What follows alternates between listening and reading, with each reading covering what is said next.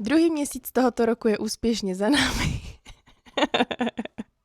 Druhý měsíc tohoto roku je úspěšně za námi a tak opět nastal čas podívat se na to, jaké audioknihy jste v únoru poslouchali nejradši. Třetí místo si vybojovala Cesta nožů, 8. díl série Kolo času, opět v interpretaci Pavla Soukupa.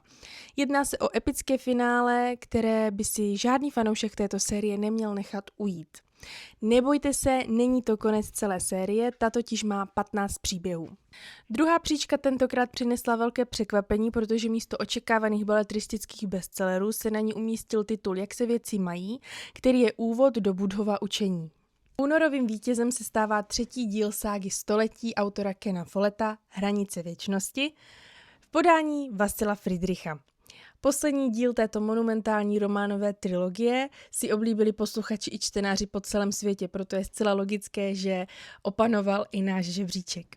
A jako vždy celý žebříček nejprodávanějších audioknih za únor 2026 najdete na našem webu naposlech.cz.